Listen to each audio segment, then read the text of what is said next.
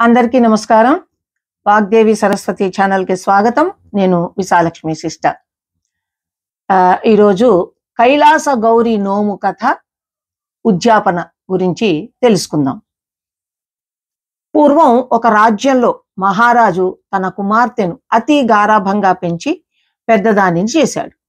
యుక్త వయస్సు రాగానే దేశ దేశాలు గాలించి అత్యంత సుందరాంగుణ్ణి వెతికి అతనితో తన కుమార్తెకు అత్యంత వైభవంగా వివాహం చేశాడు. రాజకుమార్తె తన అత్తవారింటికి వెళ్ళింది. ఆమె భర్త వేశ్యాలోలుడు, భార్యను సరిగా చూసేవాడు కాదు.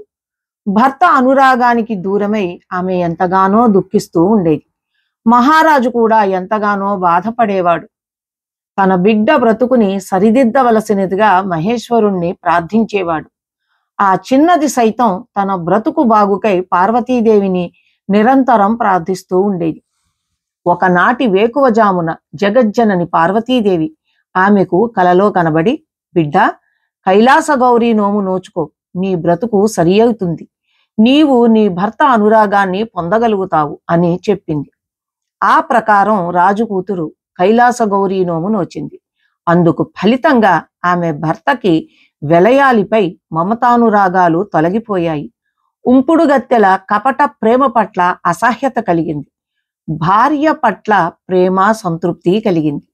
ఆనాటి నుండి రాజకుమార్తె తన భర్త యొక్క అనురాగం పెంపొంది ఆమె సంసార యాత్ర సుఖంగా జరుగుతూ ఉండేది. వారిని చూచిన వారు పార్వతీ పరమేశ్వరులని వారిని ప్రశంసిస్తూ ఉండేవారు. ఇక ఉద్యాపన.